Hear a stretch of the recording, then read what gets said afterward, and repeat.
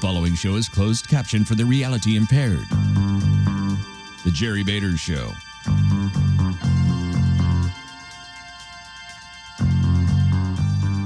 .840, 97.5, 1360 News Talk, WTAQ, and WTAQ.com. On a Friday, heading into Father's Day weekend. Happy Father's Day to all fathers out there. It's June 15th. Early June. A lot of people remarked on the really, really bad. In fact, I remember the date. It was June 7th. It was 2 days after the recall. The really, really bad month President Obama was having. It was June 7th. And the perception that it could get a whole lot worse.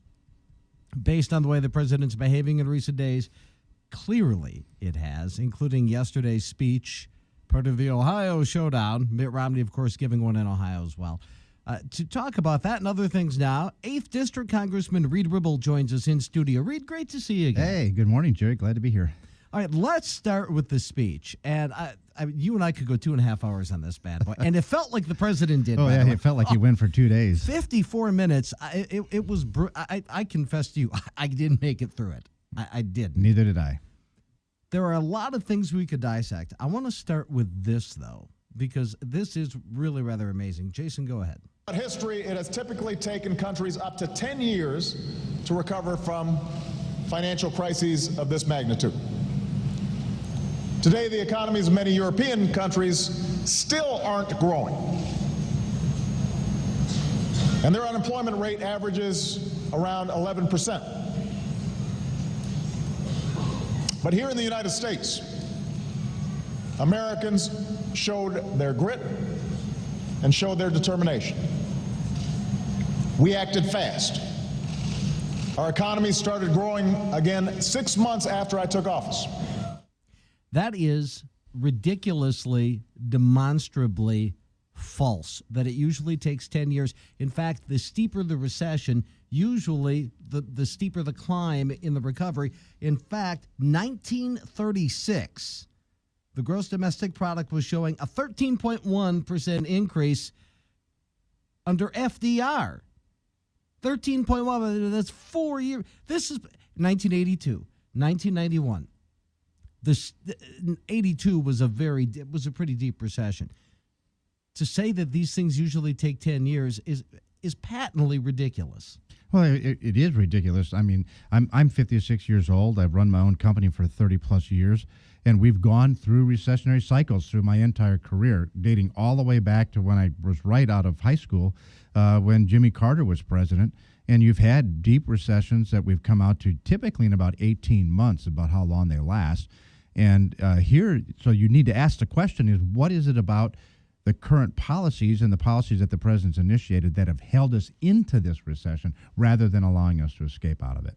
Which is what Mitt Romney tried to do when he spoke yesterday in Ohio as well. Now, I will tell you that there is something that the president said with which, believe it or not, I completely agree. And that is this, that there are two, here's the exact quote. What's holding us back is the stalemate in Washington between two fundamentally different views of which direction America should take. He and I mean that in very different ways, but I absolutely agree with that. Well, yeah, so do I, because I see it in living color every day. Yeah. I mean, we have over 30 jobs bills that we've passed through the House of Representatives, which is ideologically on one side of this chasm, sent over to the Senate, which is on the other side of the chasm, and they've just tabled them. They've not even voted on them. And so they've deliberately, in my opinion, through their own ideological bent, have held the economy back. We could be growing right now.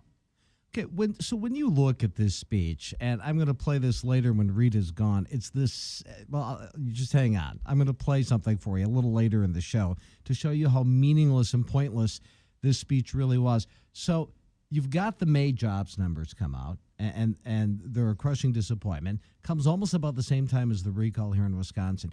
You made an observation that I agree with completely off the air. So what does he do?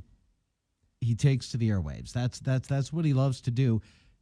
A week ago, he says the private sector is doing just fine. Now, what everyone jumped on that, and I understand why. I do understand why. It painted him as out of touch, didn't understand. But I love the way Charles Krauthammer puts this today. The private sector is doing fine. This didn't just expose Obama to precisely the out-of-touchness charge he's trying to hang on Romney. It did. It also betrayed his core political philosophy. Obama was trying to attribute high unemployment to a paucity of government workers and to suggest that the solution was to pad the public rules. In doing so, though, he fatally undid as many previous protestations of being a fiscally prudent government cutter. Yeah, and I mean, that's spot on. And let me give you a couple of numbers to kind of verify it. Now, these, just in case the PolitiFact folks are testing, these numbers are approximates, but they're reasonably close. In President Obama's first year in office, he expanded the federal government by about 103,000 employees. In his second year, he expanded it by another 36,000 employees, so roughly 140,000 new federal government employees under his first 2 years. And now when the 2010 elections happened, because we were able to restrain the growth of government, we actually had a reduction of 6,100 federal government employees in 2011. And so we were able to put the brakes on, but stop and think of the difference between 140,000 versus 6,100. I mean, he truly believes that the solution is government and more of it. Which is stunning that came 3 days after Wisconsin. Yeah. Oh, yeah, exactly.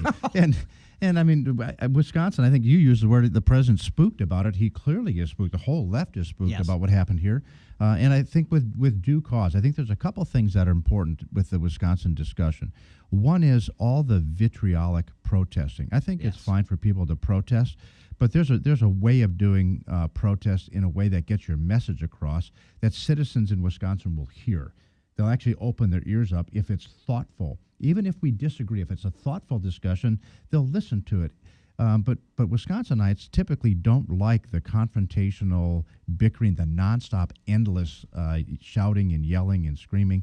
And I think the size of Walker's win, that played as big a role. To their own fault, they've actually made Walker a bigger hero than... Yeah, he wasn't a rock star until they made him one. They made him one, right. Absolutely right. But here's the thing now. They're spooked, but yet, across the board, they seem to be doubling down. Yeah, they do. They continue to use the same strategy. And I'm not surprised that in the president's speech, he talked about the problems over in Europe as if the solution is to put more and more money into it. This is not the solution. What are they going to do if you put more money if they don't affect change at the underlying cause of why they're overspending? Throwing more money at it just digs the hole deeper. And that's the same strategy he wants to use here. It does not work, and every American understands that it doesn't work. You can't borrow your way to prosperity. You can't borrow your way out of debt. It's not going to happen. You know, and interesting, and we've got the next round of elections in Greece over the weekend, and I don't know how this is going to play out. There's a chance that the radical left splinter group there could, in fact, get a majority government. And that would almost be like the protesters in Madison, not Tom Barrett, but the protesters in Madison having won on June 5th. I said at the time that what happened on June 5th could resonate globally. What started in Wisconsin, I think, is now part of this whole global debate on sovereign debt. Yeah, I think it is. I really do believe it is, and I think it could have that broad reaching impact. It'll be interesting to see if Greece follows the footsteps of France or they follow the footsteps of Wisconsin. Exactly. And it'll make a very interesting dichotomy there of opinions. Talking with Congressman Reid Ribble, in the wake of what happened in Wisconsin, and Scott Walker, of course, has become, as you say, everyone wants that interview. And he had so many national media interview requests that yesterday went, I believe, was to Washington. And it's being called a victory lap. In a lot of those interviews, he has really pushed Mitt Romney. Look, you've got to go bold. You've got to. Do you think Mitt Romney has been sufficient in framing the debate the way Scott Walker has here? Well, I don't know if he's been as successful as framing the debate, But I've been with Governor Romney now twice. In both of those occasions, he's been very strong in his tone and language about solving the problems, and he is a problem solver. And so I think that we've had 4 years of this approach, of the Obama approach. It hasn't really worked. It's dragged it on, as we've said earlier. I think it's time, and I think Americans are ready for a different approach. And I think Governor Romney will bring that. And he has endorsed some things. For me, as one of the authors of Cut, Cap, and Balance, quite frankly, it's flattering when I hear him phrase it. We need to cut spending, we need to cap spending, and then we need to balance the budget. So he's using the exact language, and I'm encouraged by it. Governor Walker's urged Governor Romney, go big, go bold. I'm going to put you on the spot here just a little bit because they're both members of Congress, and I know you know one very well. Two of the big names that are coming up for running mate are, of course, our own Congressman Ryan and Rob Portman of Ohio. Good man, fine man. He is seen as the safe pick, if you will, the conservative pick. I'll just tell you, I think he's got to go bolder than that. Again, Rob Portman is a very good man. Paul Ryan's ideas are framing this presidential debate. And I've said it on the air many times, and I've stolen this line from a movie. And I think doing the presidential campaign without Paul Ryan would be like doing Hamlet without Hamlet. It's from Quiz Show, by the way. And I really believe that. I think he's got to go bold in his pick. And I think some are snake bit by Sarah Palin and want him to go safe. Again, Rob Portman is a good man, but I think that would be too safe. Yeah, I don't know that I agree with that. Paul Ryan will be part of this campaign no matter what, whether he's the vice presidential candidate or not. He's going to be part of it. And Paul came out early for Governor Romney and endorsed him early on, and so he's going to be a player in this whole thing. It wouldn't surprise me if he's not one of the speakers at the national convention. He's going to be part of it. Whether Portman's the safe pick or not, I do think when you look at Portman, he has a pretty impressive resume. Agreed. I mean, this guy's been everywhere, and he's extraordinarily smart, and he's from a state that Governor Romney needs. I don't want to prognosticate, and I have not had a single conversation with Paul Ryan about this topic at all, even though if he would take it. I would say this: I think Governor Romney has one of the richest fields of potential running mates in presidential history. Rubio, Portman, Ryan, and that's just the top tier. Yeah. There, I could name another half a dozen names of rock solid running mates. Oh, I completely agree with you. There's a really good list. I mean, the depth of field on our side is really, really good. The depth of field on the other side is not. We've talked about that on this show when they're talking about that none of the Democrat rock stars were coming to campaign for Tom Barrett. And Jason predicted, so who are they going to send? Bill Clinton? Yeah. And that's there are none. They sent Debbie Wasserman Schultz. Stop and think about that for a minute. They have no bench. Yeah. I mean, as you look to the next 10 to 20 years, they have no bench. Yeah, they don't have a bench here in Wisconsin, and they don't have one nationally. I mean, they're really struggling right now. And so let's talk about Wisconsin as we're talking with Congressman Reid Ribble.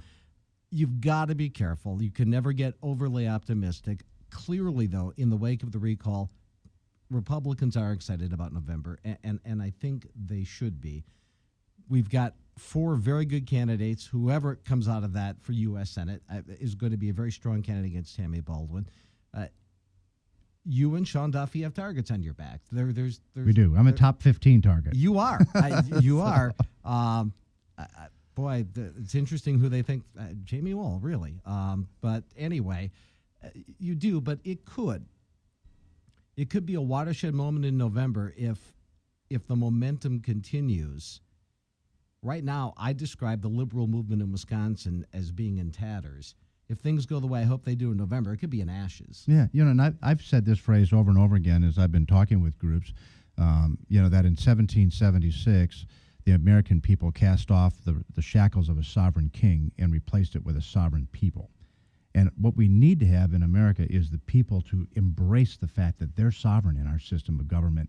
And I thought what we saw in Wisconsin is that the people actually stood up and said, we're going to do this. It's not as partisan as I expected it to be. The arguments were partisan, but when the vote happened, there were independents, Democrats, Republicans alike that said, you know what, we're really nervous about debt, and we want to be serious about taking care of it. And it was. And here's the other part of that, though, is it's the same, it's all extension of the thought, really. The turnout up in this part of the state for Scott Walker showed, do you know that the National Review figured this out? If there was 100% turnout in Milwaukee and Dane counties, he still would have won. Yeah, I know. It was really amazing how people came out to vote. It goes to show how important this election was. And that message resonates. It does. And I also think that this is, it even maybe goes beyond the message. It goes to a point where I think citizens in Wisconsin were saying, listen, you're trying to overturn an election. And the vote happened, and even though we disagree with what Governor Walker did, we don't believe that what he did warranted a recall. And so they lost even some of their side. Yeah, right. That's absolutely right. However, we only have about 10 seconds. I think the other side is hanging too much on that. Well, they just don't like recalls. They just don't like recalls. That I don't believe that's what happened. Yeah, and I think we have to be careful about hanging too much on it. Agreed. Agreed. Yeah, both absolutely. We are plumb out of time. Reid Ribble, as always, thanks for joining us. Jerry, it's been good to see you. Thanks much. 8:56.